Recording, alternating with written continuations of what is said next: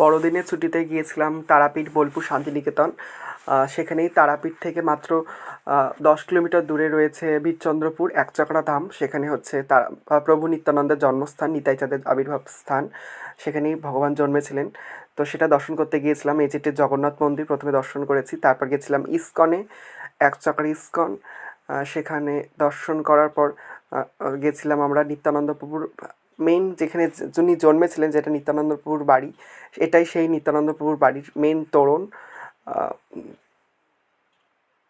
এটি হচ্ছে নিত্যানন্দ প্রভুর সেই স্থান যেখানে নিত্যানন্দ প্রভু জন্মেছিলেন, সূতিকা গৃহ বলে। এবং সেই সূতিকা গৃহ মন্দিরের এটি শ্রীবিগ্রহ নিত্যানন্দ প্রভুর। এটি মূল মন্দির নিত্যানন্দ প্রভুর বাড়ির।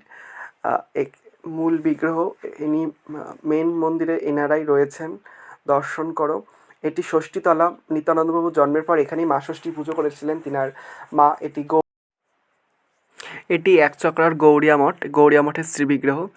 এটি হাটুগাড়া।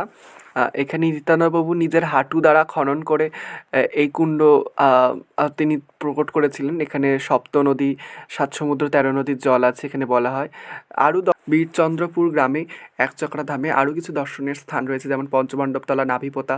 অনেক কিছুই দর্শন করেছি, কিন্তু সব কিছু ভিডিও তুলতে বা ছবি তুলতে পারিনি। যেটুকু পেরেছি তোমাদের সাথে শেয়ার করলাম। কেমন লাগলো ভিডিওটা অবশ্যই জানিও, কমেন্ট করে, লাইক করে পাশে থেকো। ধন্যবাদ।